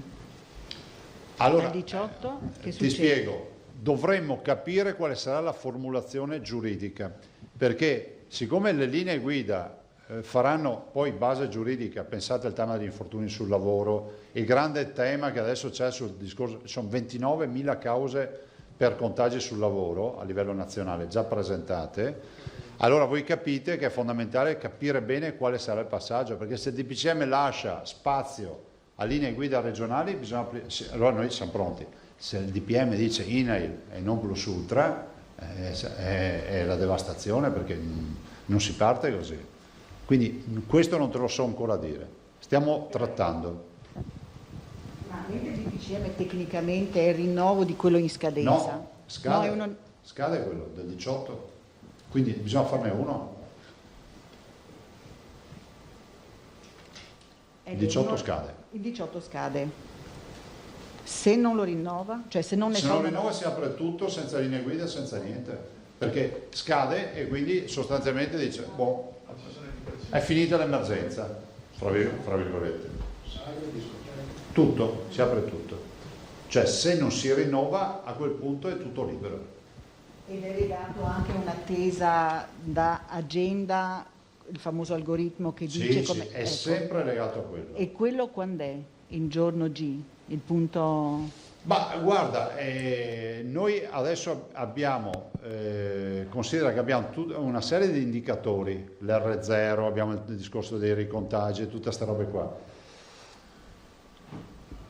Noi adesso siamo assolutamente in linea con gli indicatori, per cui per noi non è un problema come Veneto, questo assolutamente. Noi abbiamo un R0 di 0,53, assolutamente, considera che ormai abbiamo un tasso di contagi sui tamponi del 3 per 1000, cioè non è bassissimo, per cui quindi per spiegarle ai cittadini, da un lato avremo le linee guida da applicare, sono un ristoratore, distanza tra i tavoli, l'igienizzante eccetera, dall'altro abbiamo le coordinate dell'Istituto Superiore della Sanità che ci fanno da driver e quindi da elemento di controllo rispetto agli indicatori sanitari. Se ci scoppia un focolaio c'è un warning, c'è una sirena che si accende e dice fermi tutti che non va più bene. Non ha paura che l'attesa del governo per la firma di questo nuovo DPCM sia legato al fatto che le regioni non hanno lo stesso tasso di contagio, mentre sta andando bene in Veneto e la Lombardia? Ma sarà un abito sartoriale, questo è già stato deciso, però sia che il governo farà un DPCM basic, no? Di base, che dice, non so, parliamo per assurdo, il governo potrebbe dire da lunedì per il mio DPCM come governo italiano si aprono solo i bar, faccio un esempio stupido. Do facoltà alle regioni, in base ai loro dati, eccetera, di predisporre un piano di ulteriori aperture che possono essere ristoranti, parrucchieri, eccetera. Questo è quello che accadrà. Dopo non vi so dire quale sarà la base per il governo. Di certo noi la base, se non è tutto, chiederemo di aprire il resto. Altro? Sì, certo. Sì, però è obbligatorio perché è un atto giuridico. Quindi io lo posso aprire, quello che non apre il governo, per far sintesi, solo con un'ordinanza. Quindi la scrittura dell'ordinanza è bloccata in questo momento perché non dobbiamo attendere il DPCM. Cioè noi, a dire la verità, ce l'abbiamo scritta con tutto. Mette un male di notte e siamo pronti. Però è come la banca del plasma, la stessa roba. Però bisogna attendere il DPCM. Allora il collega Bonet. Ciao Marco. Buongiorno. 3 domande rapidissime. Allora, una, volevo chiarire un po' meglio questa roadmap tra DPCM e ordinanza regionale, cioè in quanto tempo il governo deciderà se applicare a tutte le linee INAIL o lasciare spazio alle regioni. Quindi nel caso in cui vi desse il via libera, voi il 18 siete pronti con le linee guida regionali? Se mi chiarisce un po' questa roba. Oggi. Seconda domanda, a contrario, lunedì riapre a questo punto quasi tutto. Che cosa invece resta chiuso? Non te lo so dire, nel senso che per noi bisogna affrontare tutto. Ci sono dei limiti rispetto ai grandi assembramenti, e questo è inconfutabile, no? È innegabile, che sono rappresentati dalle grandi manifestazioni, i concerti, e le partite di calcio, i grandi eventi, sui quali immagino che lì ci sia ancora un veto, spero che duri poco, non per irresponsabilità. Lì vedremo cosa dice il DPCM anche rispetto alle sale da ballo. Certo è che il mondo delle grandi aggregazioni, ci va dentro anche le sale da ballo, purtroppo rischia di slittare un po' più in là, ma questo dipende dal decreto del Presidente del Consiglio dei Ministri e soprattutto dall'ultima relazione che arriverà da parte del Comitato Tecnico Scientifico Nazionale. Voi nelle linee guida regionali comunque prevedete che queste attività restino chiuse anche voi o ci sarebbe un allentamento? No, noi facciamo le linee guida per tutti. Certo è che il tema dei grandi eventi è un problema concreto, cioè che linea guida fai per un campionato di calcio piuttosto che un mega concerto o una fiera. E lì diventa un problema, per cui lì immagino che ci dovrà essere comunque un approfondimento. E un'ultima cosa, se è possibile magari dare qualche altro esempio oltre agli ombrelloni, si è parlato molto del distanziamento dei tavoli. Sì, niente plexiglass, niente separé, cioè vi dico qual è la nostra visione. La nostra visione è un tavolo distante 2 metri da tavolo a tavolo, gel igienizzante al tavolo, guanti e mascherina per i lavoratori, quindi camerieri e la gestione, e mascherina si indossa per andare al bagno se qualcuno deve spostarsi, Punto, fine. Misura la temperatura all'ingresso, abbiamo previsto. Ma niente, c'è niente di ingestibile. Cioè, noi la vediamo così e ha un supporto, perché comunque chi la scrive c'è medico e si occupa di queste cose qui. Alda Banzà, poi Emiliano. Buongiorno Presidente, buongiorno. Non è chiaro, grazie, non mi è chiaro, cioè nel caso in cui rimanessero le linee guida INAIL, lei fa l'ordinanza per riaprire comunque o no? Sì, a prescindere, cioè la linea guida è semplicemente il pacchetto agganciato alle diverse attività da aprire, dopodiché noi comunque apriamo, però qual è il tema? Che con quelle linee guida si rischia di far finta di aprire per alcune attività. Però guarda, io sono fiducioso, Alda, cioè da qui, allora in teoria il governo potrebbe fare il suo DPCM alle ore 23:59 di domenica, in teoria, non è la prima volta, però insomma, dai discorsi che stiamo facendo penso che abbiamo ancora qualche giorno e si riesca a chiudere prima tutta questa partita. Verosimilmente secondo me si chiuderà venerdì. Oggi che giorno è? Ci sta, perché ho visto che le linee guida INAIL ormai sono completate, 2 sere fa non c'erano tutte. Alda e Emiliano. Buongiorno. Ciao. Turismo. Pensando al Garda, con la conformazione delle spiaggette, dei ristoranti e di tutto ciò che è l'indotto dalla Germania, dall'Olanda, io penso che con queste linee guida chiuderà il Garda, morirà, perché non hanno la costa e già forse a Caorle già diventerebbe difficile lo spazio e tutto il resto. Guarda, ho parlato anche stamattina con albergatori, con gestori di bagni, di spiagge, cioè è una tragedia. Ma stiamo colpendo l'industria più fiorente che abbiamo, cioè il turismo. Vi ricordo che la prima industria in Veneto è il turismo, senza nulla togliere agli altri, ma noi abbiamo 18 miliardi di fatturato, come vi ho detto prima, metà di questi nelle spiagge. Bisogna risolvere anche questo problema, senza far colpe a nessuno. Guardate, io voglio sottolineare, senza far colpe a nessuno. Siamo davanti a una tragedia che è senza il libretto delle istruzioni, per cui ogni giorno c'è qualcosa da aggiustare, da inventare. Però è importante di avere anche un minimo di buon senso, ad accettare che ci possano essere anche dei cambi di percorso, no? in questo viaggio che stiamo facendo. In realtà particolari, le ripeto, il Garda non è di certo Jesolo, cioè, lei sì, conosce bene il territorio, quindi sa com'è la conformazione di quei posti turistici, non hanno gli spazi di Jesolo, come fanno? Ma è esattamente quello che diciamo noi, la base deve essere il distanziamento sociale di 1 metro, igiene, mascherina, fine. Antonella Peggiori. Buongiorno Presidente. Ciao. Sulla questione degli spostamenti da regione a regione, che il governo pare dal 1° giugno, non prima. Voi in qualche modo potete intervenire con un'ordinanza Sì, anticipare? ci stiamo lavorando. E questa ordinanza, qualora nel DPCM prevedesse le linee guida INAIL della regione, potrebbe essere impugnata oppure c'è margine? Allora, fare l'ordinanza con le linee guida della regione contro legge è pericolosissimo, perché c'è tutto il tema degli infortuni sul lavoro. Cioè, quindi ci andiamo ad intestare una montagna di cause che ci verrebbero di fatto girate d'ufficio. Perché a quel punto, non avendo detto noi ai nostri operatori di non rispettare le linee guida ufficiali, vuol dire che ci chiamiamo fuori dall'alveo della legalità. È inutile, io il cuore lo butto oltre l'ostacolo, però cerco sempre dopo di riprendermelo e portarmelo a casa, perché se lo perdo dopo non vivo più. L'altro giorno diceva che il governo... E mettiamo nei guai gli operatori. L'altro giorno diceva che il governo era abbastanza disponibile a concedere l'autonomia gestionale alle singole regioni. Ma io penso di sì, guardate che comunque ci siamo, nel senso, nel momento in cui il governo si esprime e dice facciamo un DPCM di base, poi lasciamo alle singole regioni intervenire, di fatto, io l'ho detto anche al Presidente del Consiglio, di fatto è un'edizione dell'autonomia differenziata, no? È una nuova interpretazione, non c'è scritto in caso di Covid si farà così nella Costituzione, però di fatto alla fine bisognerà fare così, perché è variegata la situazione, è molto eterogenea da nord a sud, dal punto di vista epidemiologico, per cui non puoi fare un DPCM per tutti. Grazie. Prego. Rete Veneta, Antena 3. Sì, buongiorno Presidente, anch'io ho circa 3 Prego. domande. Allora, prima mi riallaccio subito alla domanda della collega Prigioni, potrebbe succedere che alcune regioni si blindino perché è antico.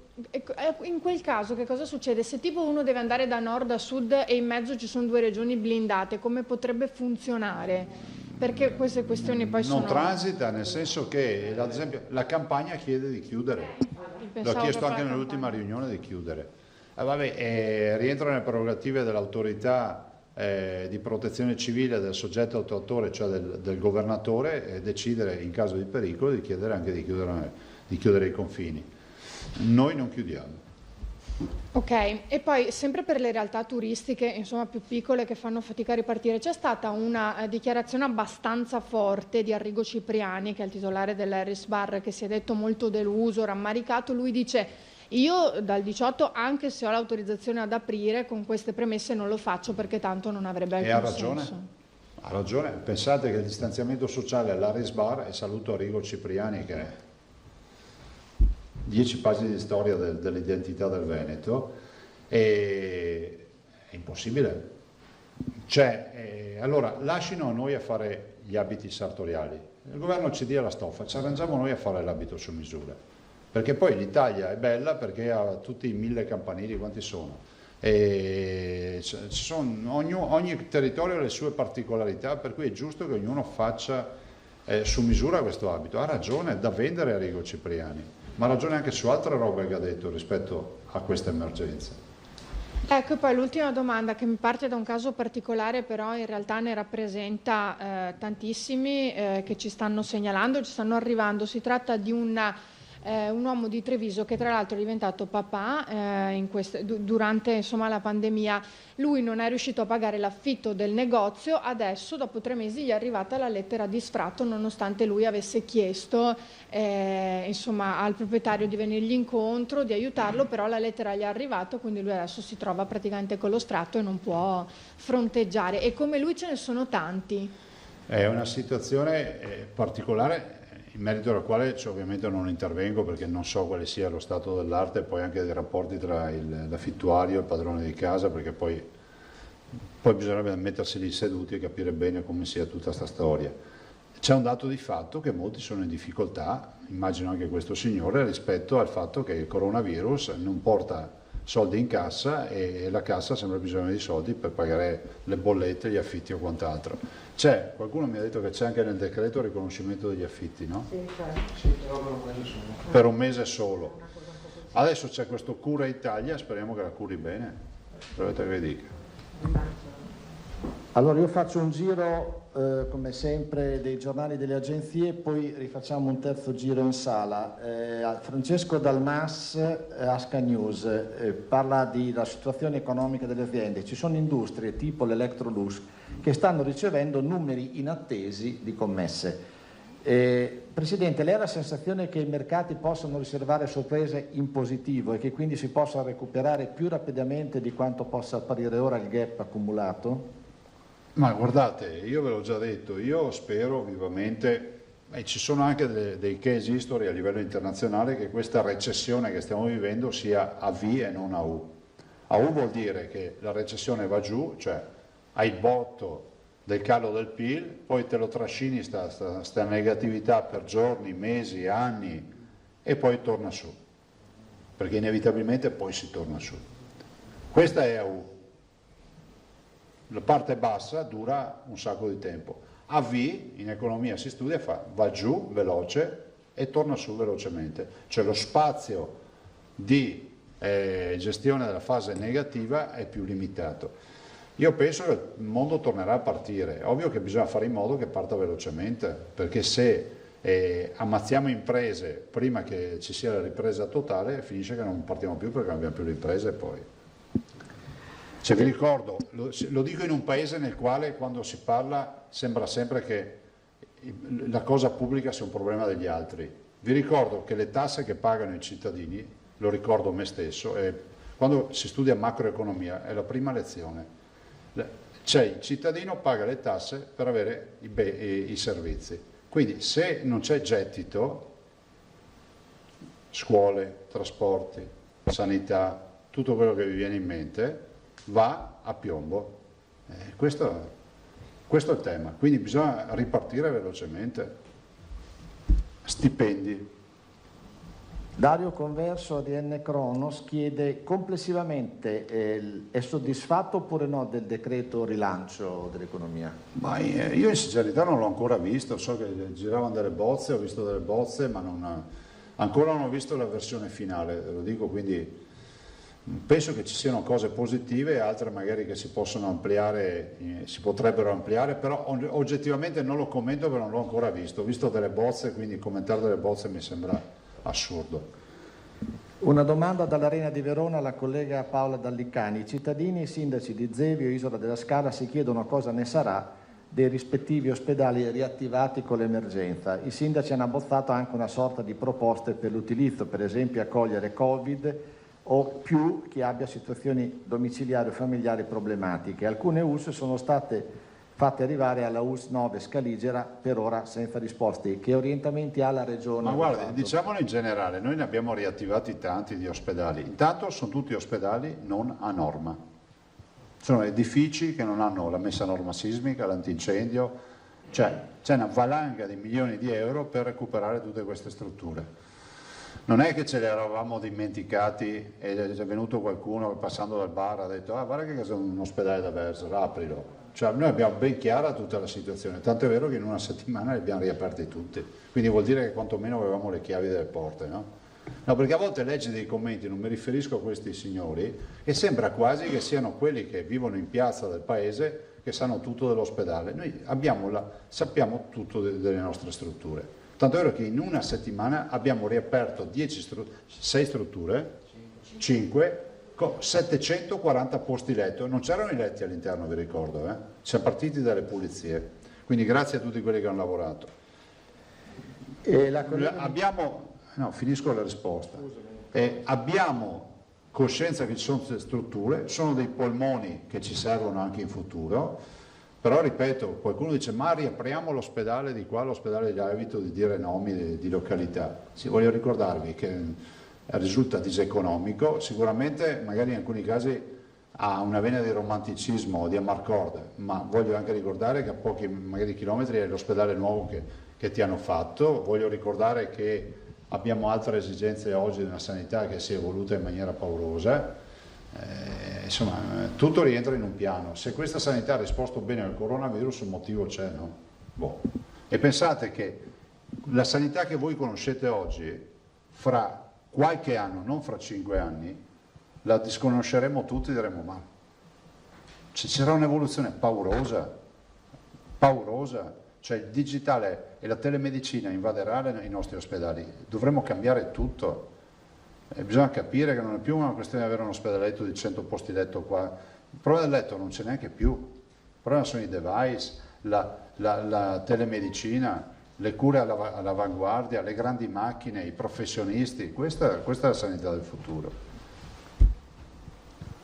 Nicolussi Moro, Corriere del Veneto, pone una domanda posta dall'Unione Ambulanti Veneti, vorrebbero sapere se gli operatori che hanno il banco sul suolo pubblico potranno riaprire. Ma io spero proprio di sì, stiamo affrontando questo tema. Considerate che ad ora abbiamo solo alimentare, bimbi e fiori e libri,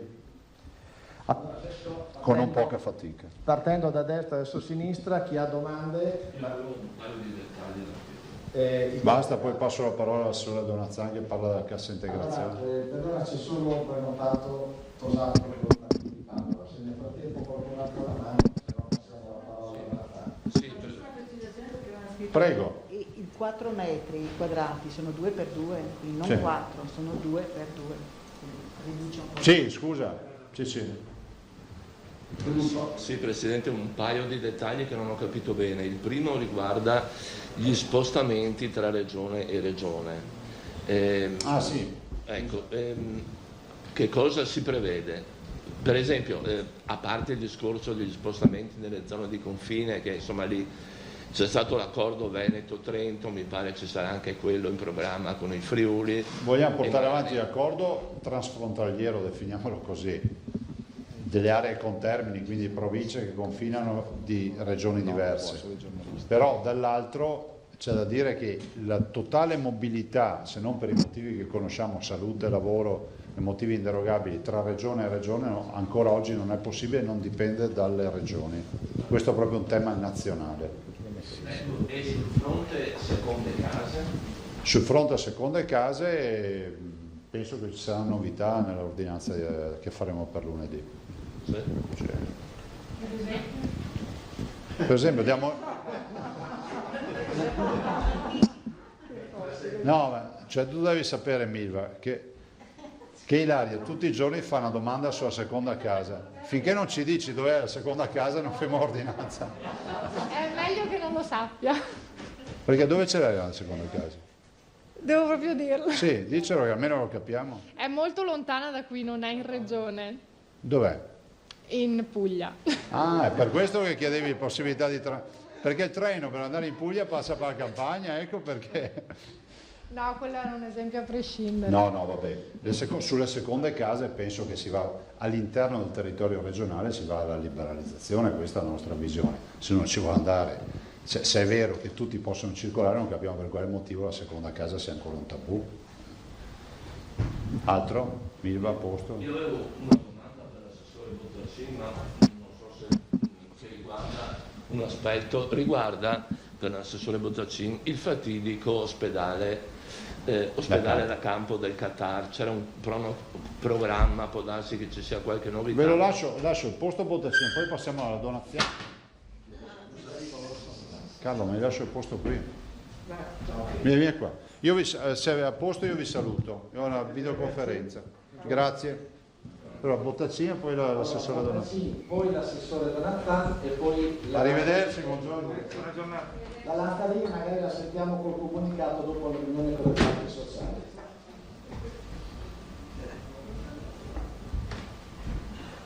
Qual era la domanda? L'ospedale Qatar. Ah, ok. Sì, l'ospedale del Qatar, tutto quello che è arrivato l'abbiamo montato.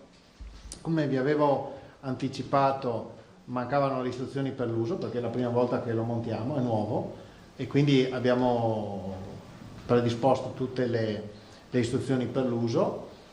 Mancava anche una parte dell'ospedale, nel senso che per esempio gli impianti elettrici non erano a norma e quindi vanno rifatti. E dai contatti che abbiamo avuto con il Qatar, con l'ambasciata, ci hanno detto: diteci cosa vi serve e poi noi provvediamo. Quindi noi abbiamo inviato l'elenco di quello che manca per renderlo operativo, e siamo in attesa che ci diano una risposta in merito. Ovviamente noi aspettiamo che ci arrivi tutto il materiale. Tutto il materiale vuol dire i 24 posti letto di terapia intensiva, vuol dire 150 posti letto di terapia non intensiva, vuol dire, quindi tenete presente che un posto letto di terapia intensiva costa quasi 70.000 euro, ecco, 60.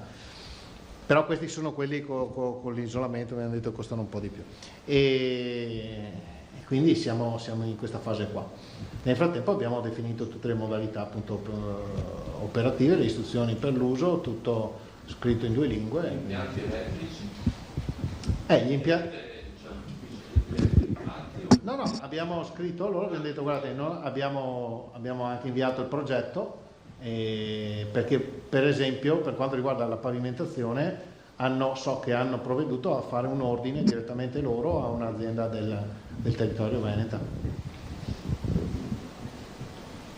Bene, altre domande sul Qatar? Niente. La parola sulla scottante questione delle casse integrazioni all'assessore Donattan. Allora, buongiorno a tutti. E dopo ci sarà una persona di quelle che era qui oggi che abbiamo incontrato fuori. Chi ti farà una domanda, l'abbiamo ammessa. Sì. Allora, intanto un aggiornamento, perché oggi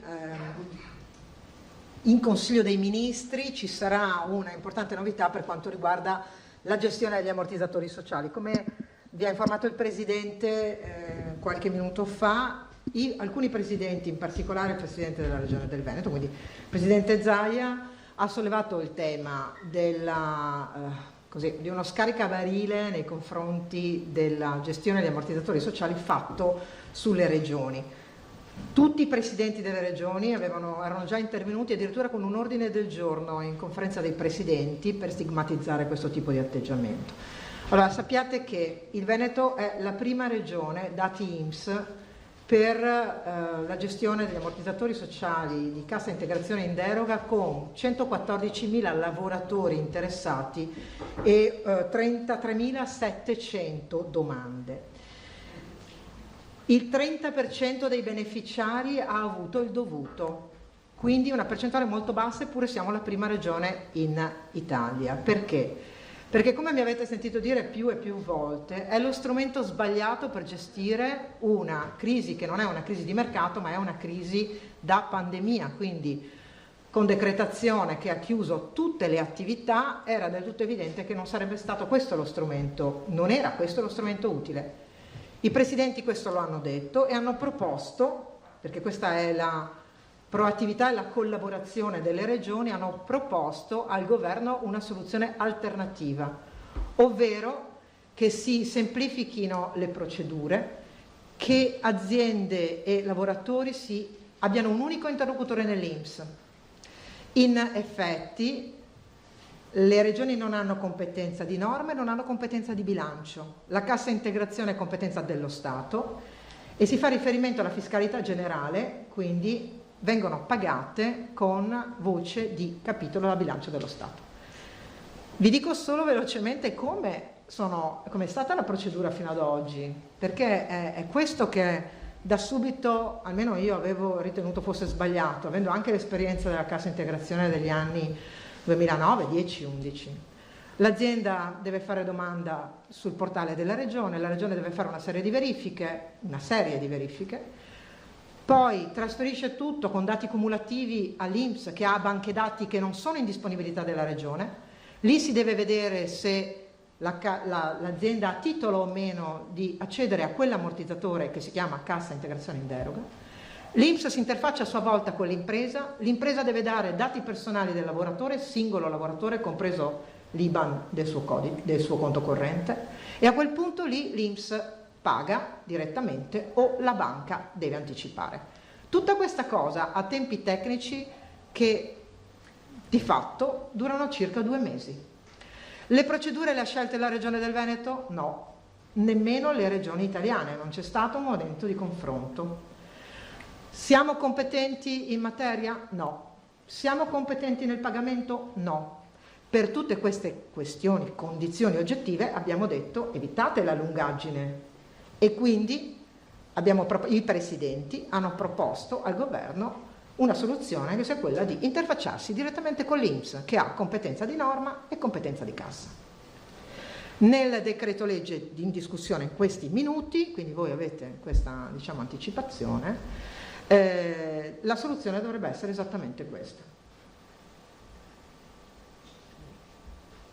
Domande? Volevo capire meglio, perché io sapevo che la cassa integrazione, ma sicuramente sbaglio, i fondi li metteva la regione? No. I fondi nella anche della scorsa cassa stagione, Marco, venne utilizzato un sistema misto con fondi europei insieme ai fondi nazionali e i lavoratori sospesi dovevano così obbligatoriamente fare un certo numero di ore di formazione per poter avere anche la parte di indennità. Ma la regione fa solo, per competenza dello Stato, politiche attive non passive. Quindi è solo fiscalità generale, bilancio dello Stato. Non a caso i fondi che sono stati assegnati alla Regione del Veneto, circa 300 milioni, scusate, sono legati alla disponibilità di un riparto da decreto nazionale. Cioè il decreto nazionale ha posto circa 1 miliardo e 300 milioni e con questo sono stati fatti riparti per singole regioni, per numero di addetti potenzialmente attivabili. E abbiamo scusa, un'altra domanda. Prego. Solo rispetto a questo budget di 300 milioni, sì. Il Veneto andrà ad esaurimento di tutti, cioè ci sono soldi per tutti, ce ne sono in più, ce ne sono in meno, qual è la situazione? Rispetto alle domande che noi abbiamo ad oggi coprono, diciamo, al limite. Quindi ci sono i soldi per tutte? Sì. Grazie. Prego. Panzan. Assessore, io volevo chiederle se solo il 30% ha avuto i soldi e quindi abbiamo una percentuale molto alta di gente che sta aspettando, se dovessero cambiare, come lei ha annunciato, le procedure, chi ha fatto domanda deve rifarla o no?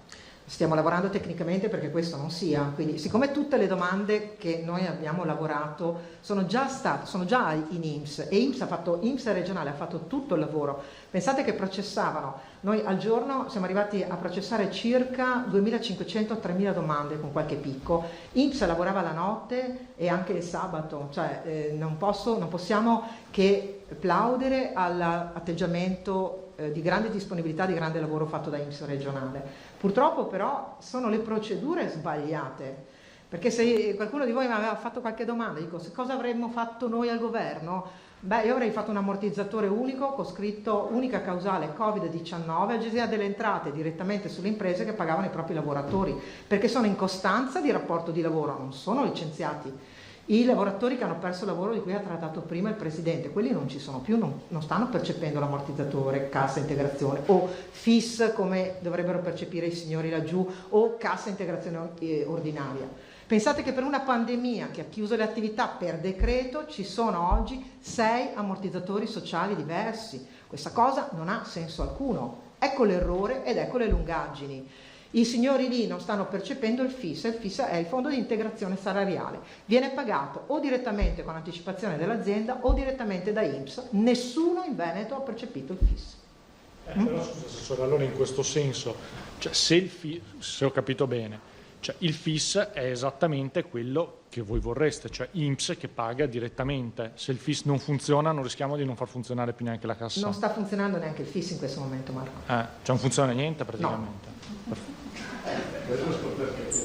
Un attimo con ordine, c'era prenotato un attimo la collega Andrioli, poi Emiliano Tornafiore. Se cambiano le procedure, cioè se mi rifà un po' il quadretto in maniera molto semplice, com'era prima, com'è adesso, come potrebbe essere dal prossimo Le procedure che hanno imposto fino ad ora sono: azienda fa domanda al portale della regione che abbiamo dovuto attivare ad hoc. La regione fa le verifiche, quanti lavoratori, da che periodo a che periodo, perché si tratta di ore lavorate, non sono mensilità solo. Perché i decreti, peraltro noi abbiamo 2 decreti, uno è il decreto delle prime regioni, Lombardia, Emilia Romagna e Veneto, e poi il secondo decreto valido per tutta Italia. Quindi noi abbiamo anche un differenziale di settimane perché hanno valutato così. Quindi l'azienda fa domanda al portale della regione, la regione deve fare una serie di verifiche, la regione fa i decreti di autorizzazione, di una prima autorizzazione, poi trasferisce a INPS che ha la banca dati per capire se quel lavoratore se quell'azienda accede alla cassa integrazione in deroga perché non ha altro ammortizzatore sociale, quindi verifica che non sia in CIGO, ordinaria, magari era in straordinaria, è stata sospesa, è tornata nell'ordinaria secondo decreto, FSBA, fondi per la bilateralità e l'artigianato, fondo di integrazione salariale, FIS, non sia un lavoratore autonomo o singolo, quindi e NASPI, più cassa in deroga, 6. Quindi la deroga interviene quando tutti gli altri ammortizzatori sono stati esclusi. Questo può solo saperlo l'INPS, non può saperlo la regione perché la banca dati è INPS. Quando INPS ha verificato questo, contatta l'azienda e l'azienda deve dare per il singolo lavoratore autorizzato l'IBAN e il periodo e il cedolino, perché si tratta anche di stipendi diversi e quindi un peso diverso dell'ammortizzatore. A quel punto lì INPS o paga direttamente o con l'SR41, che è quel modello per cui si certifica l'autorizzazione, l'IBAN e il costo, cioè il costo dell'ammortizzatore, la banca può anticipare. Ecco la lungaggine e la farraginosità. Peraltro si paga il mese precedente alla richiesta e alla domanda e le aziende hanno di solito i 10 giorni, 15 giorni del mese successivo per dire che hanno fatto richiesta per il mese precedente. Tutto questo, caos e procedure piuttosto articolate perché prevedono diversi passaggi e secondo noi doppioni di verifiche, evidentemente portano ad avere, quando va bene, 2 mesi dopo il pagamento del sussidio. Poi, cosa abbiamo proposto noi, cosa i presidenti hanno proposto al governo? nessuna domanda alla Regione, direttamente a INPS che deve pagare. Le banche dati sono INPS e la cassa è del governo. Stamattina. Ce l'avrete o ce l'avete già avuta? No, stamattina sono in discussione, quindi io attendo al decreto legge, non so se sia già finito. Questa è la proposta fatta dalle regioni al governo. E quando avrete voi la risposta? Quando c'è il decreto legge. Sì, quindi penso in giornata. Emiliano? Assessore, buongiorno. Sulla carta sembrava tutto facile, però so di moltissimi lavoratori che si sono recati proprio con quella famosa certificazione in banca e si sono sentiti dire che la banca non fa credito e che non si fidava paradossalmente addirittura dello Stato. Sì, noi abbiamo anche sollecitato come Regione del Veneto il sistema delle banche con cui avevamo chiuso un accordo, una convenzione ancora nel 2016, quindi la nostra è una convenzione datata prima della convenzione dello Stato, quando dovevamo gestire code di ammortizzatori. E le banche in effetti in molti casi hanno risposto negativamente. Devo dire anche che dopo il nostro sollecito abbiamo avuto risposte, abbiamo anche evidenza di questo, cioè che quando si va ora con il documento si sta anticipando. Grazie. Prego. Marchiori? Sì, buongiorno Assessore, no, 2 domande ho già risposto attraverso gli altri colleghi. Però ovviamente se riusciamo un attimo a cambiare argomento della cassa integrazione e passare alla tematica che riguarda le scuole, perché ci sono tantissime famiglie che non sanno che cosa si devono aspettare, si devono organizzare, i costi qualora le scuole, insomma sappiamo che non è una partita gestita dalla Regione, però sappiamo anche che lei per certi versi e sotto molti aspetti è molto arrabbiata. Sì, soprattutto nei confronti di una mancanza di ascolto e di rapporti con il Ministero dell'Istruzione, mentre con il Ministro del Lavoro il dialogo è sempre stato continuo e anche fatto di scambi di opinioni e di considerazioni anche puntuali, pur con le critiche, però il Ministro Catalfo ha incontrato le regioni italiane diverse volte. Il Ministro Azzolina, il Ministro dell'Istruzione, ha incontrato una sola volta le regioni, peraltro interrompendo in modo rocambolesco la riunione.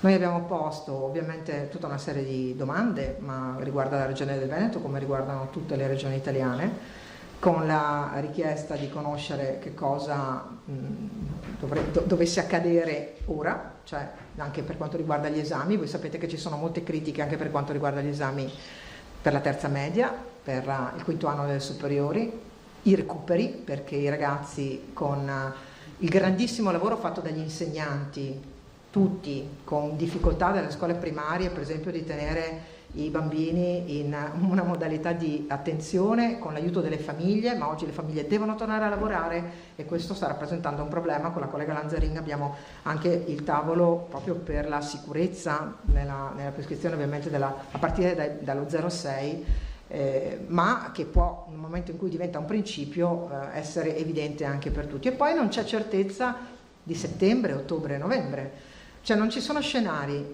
Abbiamo chiesto al Ministro scenari diversi, un scenario più impegnativo sotto l'aspetto epidemiologico e via via nella parte diciamo di alleggerimento delle misure di restrizione, ma che tipo di scenari abbiamo? Perché la scuola è dello Stato e quindi noi non possiamo intervenire lì, possiamo proporre. La cosa drammatica è che il Ministro Azzolina non ha proprio neanche incontrato le regioni dopo la prima volta con la chiusura della riunione. Ancora Tosato Vantani. Sì, Assessore, ciao, buongiorno. Buongiorno. Ecco, una cosa su una cassa integrazione e una invece sulla scuola, insomma, le tue competenze. Ecco, prendiamo atto di quello che hai detto, questo sistema farraginoso ma insomma il 70% di persone che aspettano ancora la cassa integrazione, e secondo me questo è un dato gravissimo dal punto di vista sociale, persone senza stipendio da mesi che non riescono ragionevolmente, quando potranno contare su questo assegno? Guardate, avendo tutte le pratiche già avuto il loro iter e quindi essendo tutte incardinate in INPS, si calcola che il lavoratore sospeso a marzo avrà il proprio dovuto entro maggio. Ecco, questa è la discrasia temporale, 2 mesi. È evidente che sia troppo ed è evidente che questa cosa non abbia funzionato e non stia funzionando, quindi questo è il tempo tecnico, anche con l'anticipazione della banca. La domanda sulla scuola invece, proprio l'altro giorno l'Associazione Nazionale dei Presidi, che non è proprio insomma un covo di bolscevichi, ha fatto una nota durissima contro il ministro Azzolina, il ministro dell'istruzione, dicendo che non, praticamente dicendo che non garantisce alcuna certezza, alcuna programmazione e che ci sono non soltanto molte incognite per la conclusione dell'anno scolastico, ma non c'è ancora un'idea, un progetto, qualcosa di praticabile per il prossimo anno scolastico, per la ripresa degli studi. Allora, è pensabile che su questo le regioni possano fare, come dire, almeno una forma di moral suasion sul ministro, perché la scuola sembra diventata un po' un buco nero. No, nel senso che gli insegnanti e le famiglie si sono dannate l'anima per mesi recuperando un gap digitale in poche settimane, no? Scuole, istituti, docenti che non avevano mai fatto insegnamento a distanza hanno dovuto e sono riusciti a fronteggiare in qualche modo l'emergenza, però non si vede un percorso. Ma lasciatemi ribadire il grandissimo sforzo dei docenti di tutte le scuole di ogni ordine e grado, perché come hai detto tu Filippo, però era vietata la didattica a distanza, se pensate, no? La presenza e i giorni di scuola per la validità dovevano essere proprio in presenza. Quindi questo è stato un cambio radicale di tutto, con insegnanti che si sono inventati modalità, inventati come affrontare le diverse discipline che sono diverse anche i rapporti per classi d'età, perché un conto è avere a che fare con ragazzi delle scuole superiori, altra cosa è avere a che fare con adolescenti delle scuole secondarie di primo grado e ancora più difficile con i bambini delle scuole elementari. E comprendo, perché ho seguito anch'io anche le posizioni anche molto dure di tutto il sindacato oltre che dell'Associazione Nazionale Presidi, perché è il malessere che abbiamo tutti, non avere un'idea di come si riprenderà e nemmeno come si finirà, perché ricordiamoci che siamo all'inizio di maggio e dire all'inizio di aprile, perché le uscite del ministro che io ho criticato fortemente sono state all'inizio di aprile si disse lei hanno finito, ci vediamo a settembre, dando un messaggio altamente diseducativo per i ragazzi e di disimpegno per i docenti. Non c'è uno scenario e le regioni possono fare, quella è chiamata moral suasion, no, noi possiamo fare anche molto di più, perché stiamo incalzando il ministro, è stato richiesto un incontro urgente 2 settimane fa, capite che anche il senso dell'urgenza è molto relativo per quanto riguarda i diversi ministri. Il ministro Azzolina è certamente latitante rispetto alle risposte che deve dare, ma non solo alle regioni, che tutto sommato hanno competenze purtroppo per noi vorremmo molta più autonomia, come sapete, su questo punto. Però è latitante in generale e soprattutto è latitante con il mondo della scuola stesso. Se sono inviperiti presidi e sindacati vuol dire che il problema non ce l'ha solo con le amministrazioni. Vanza, ma che ore poi chiudiamo che dobbiamo correre in riunione? Assessore, forse mi è sfuggita, ma negli anni passati alla volta di aprile lei portava in giunta la delibera sul calendario scolastico. Quest'anno come siamo messi? Attenta Vanzan, come sempre. Sì, noi normalmente, però siamo in una situazione straordinaria e la prerogativa del calendario scolastico resta delle regioni. Attenzione anche su questo, il Ministro nell'unico incontro e nelle molte uscite di stampa lasciava intendere che avrebbe deciso lei o il Governo. Le regioni su questo sono state chiarissime, quindi decideremo noi. Quindi lei la delibera della portata? Sì, certo.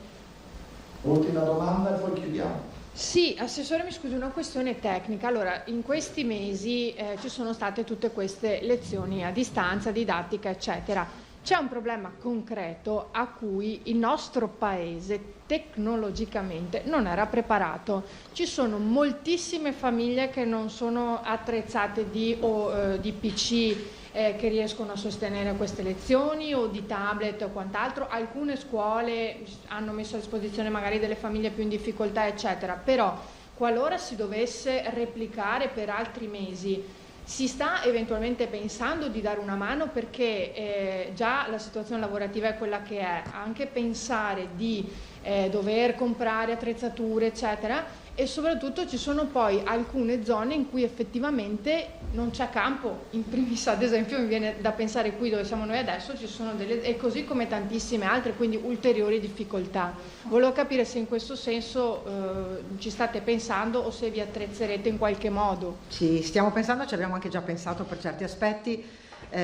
Quasi 3 giunte fa ha portato una delibera proprio per, in questo caso indirizzata alle nostre scuole, che sono quelle della formazione professionale, 1.200.000 euro proprio per l'acquisizione di materiale, di device e di aiuto alle scuole e alle famiglie, perché poi noi vorremmo che questi tablet o computer possano restare nella disponibilità della scuola, perché questo è un investimento che facciamo.